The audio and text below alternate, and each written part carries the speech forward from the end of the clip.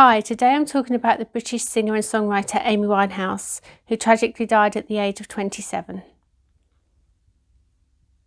Amy Jade Winehouse was a British singer and songwriter. She was born to Mitch and Janice Winehouse in Enfield, North London. She was their second child. An older brother, Alex, was born 4 years before her. Her mother and father split up when Amy was 10 years old. Her father remained in her life. He remarried and so did Amy's mother, and everyone remained on friendly terms. Amy's family were a musical family on both her mother's and father's sides. Her paternal grandmother Cynthia loved jazz and had dated jazz musician Ronnie Scott. Both her parents adored music. Amy's father Mitch was a semi-professional singer who sang in clubs and later released jazz albums. Here she is with her father. In 1992, when Amy was 9 years old, Cynthia thought Amy should attend Susie Earnshaw Theatre School in Barnet, North London, as she was interested in singing, music and performing. Amy attended classes on Saturdays and she learnt how to sing and tap dance. During this time, she and her friend Juliet Ashby formed a rap group called Sweet and Sour. Amy continued attending a normal school, but when she was 12 she went to the Sylvia Young Theatre School full-time and was a pupil there for 3 years. She then attended another regular school for a short time, and at 16 she went to another performing arts school, the Brit School in Croydon. She also learnt how to play the guitar and started writing music. Amy joined the National Youth Jazz Orchestra when she was 16 after Sylvia Young got in touch with the founder to arrange an audition.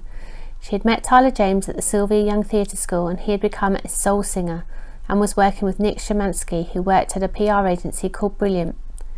Tyler suggested that Amy should send him a demo tape. It was during this time that Amy worked at weekends at Camden Market.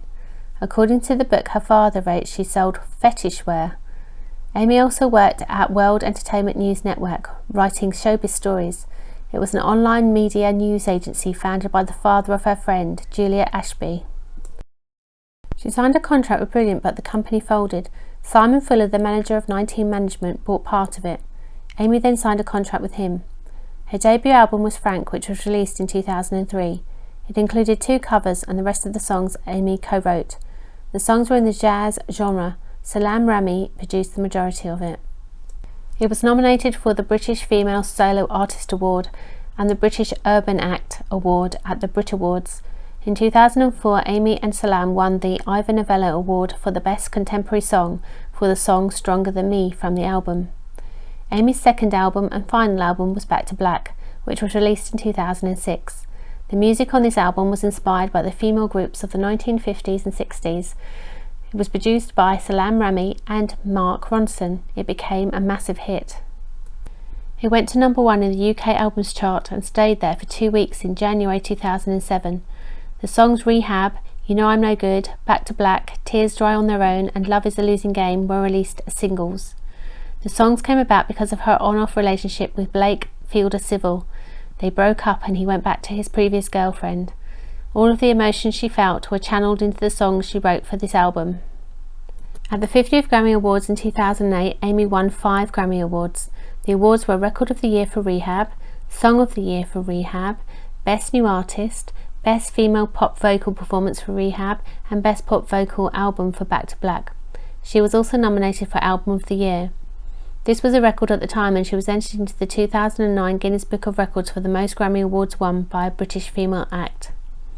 In the 2008 Ivor Novello Awards, Amy won the award for Best Song Musically and Lyrically for Love is a Losing Game.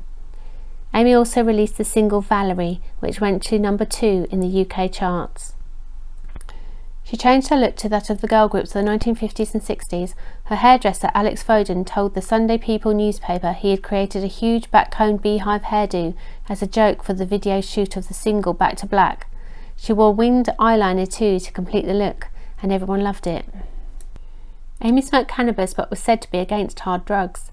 She met Blake Fielder Civil in 2005 at the Good Mixer pub in Camden. He was a video production assistant. Amy's paternal grandmother Cynthia died in 2006. According to friends, her drinking increased after this time as they were very close. She married Blake in Miami in 2007. She started using hard drugs, heroin and cocaine while she was married to Blake. She overdosed on crack cocaine during this time.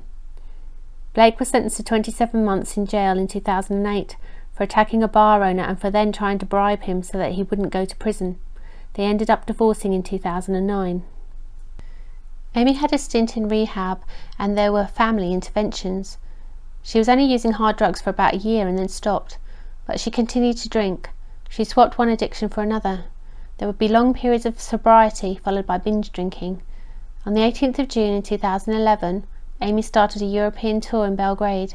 She arrived on stage intoxicated and was too drunk to perform. She ended up cancelling all of the tour and flew back to England. Amy's last performance was at the Roundhouse in Camden on the 20th of July 2011. Amy's goddaughter Dion Bromfield was performing Mama Said with the band The Wanted, and she made a surprise appearance on stage with them. She died 3 days later. 2 inquests found that Amy died from alcohol poisoning after binge drinking following a period of sobriety. She had 416 milligrams of alcohol per decilitre in her blood, which is enough to put her into a coma and stop her breathing.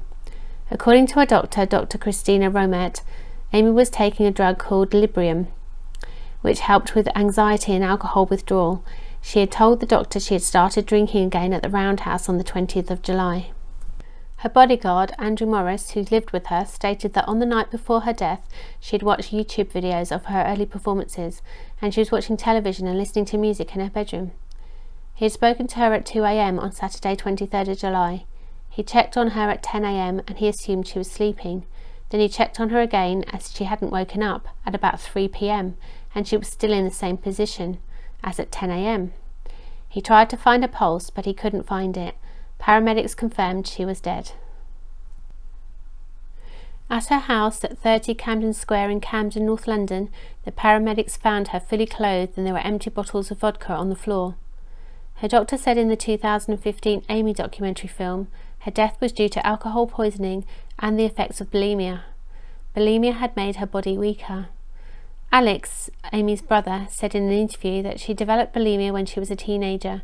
Her friends ate food and then made themselves sick. They stopped participating in it, but Amy carried on. Her mother and father made their own documentary called Reclaiming Amy in 2021 on the 10th anniversary of her death to tell their story.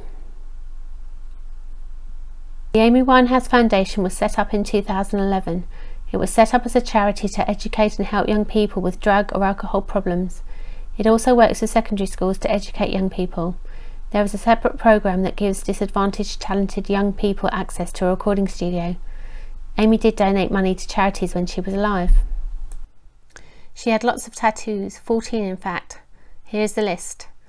A Betty Boop tattoo on her lower back, the words Hello Sailor and an anchor on her belly, a Native American feather on her left inside forearm, an angel tattoo which was a combination of an Egyptian ankh which symbolises life and an American eagle with outspread wings on her upper back, a pocket flap with the word Blake's above it over her left breast, a lightning bolt on her right wrist, a topless woman on her left arm with the word girl above it, a bird on a branch with the words never clip my wings on her right forearm, her grandmother's name Cynthia on her right arm, a woman next to the name Cynthia wearing retro pin-up clothing in a red cropped blouse on her right arm which is supposed to be a likeness of Cynthia, a naked girl with a large fan on her right arm, 2 red hearts on her right shoulder, a horseshoe and the words Daddy's Girl above it on her left arm, and a capital letter A and a heart on her left ring finger.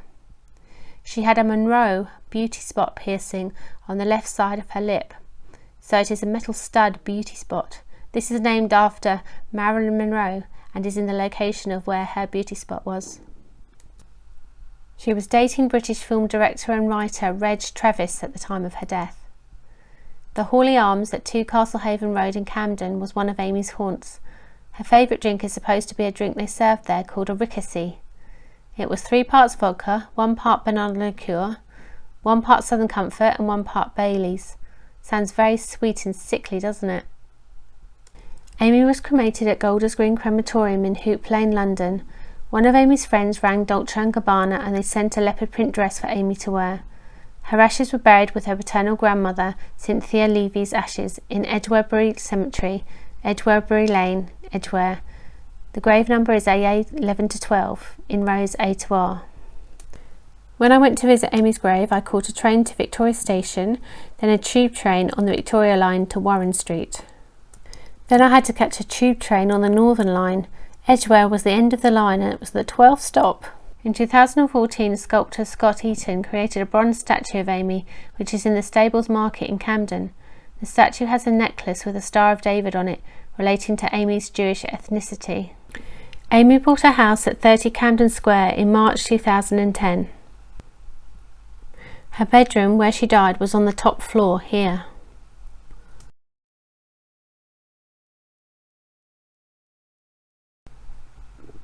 This is the tree opposite her house, where fans place messages and mementos.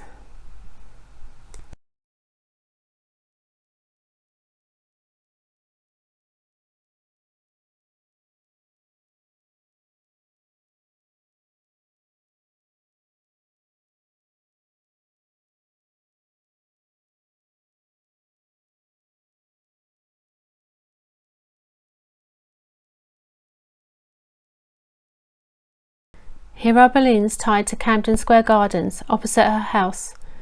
These photos were not long after the 10th anniversary of her death.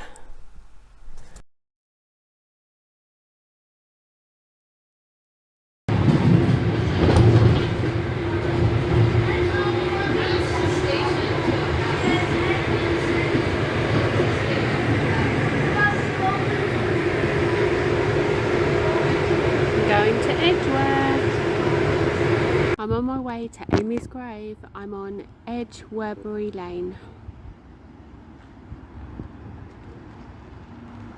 It's that way.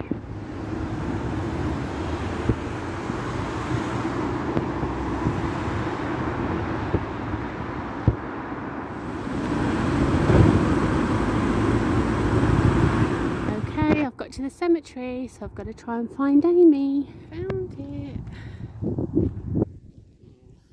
I'm in Camden Square, trying to find Amy's house, Amy Winehouse's house. There we are, there's a graffiti.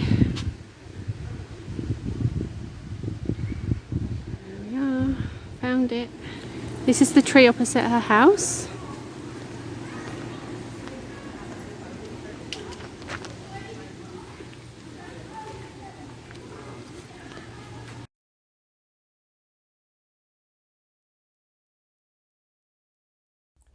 Amy's death was so tragic, wasn't it? And she had so many friends and family around her, and it still didn't help her. I absolutely loved her Back to Black album. I thought all the songs were brilliant. I loved her voice, I loved the music. It was such a shame. So if you like this video, please like, share, subscribe, press the notification bell. Thank you, and I'll see you in the next one. Bye.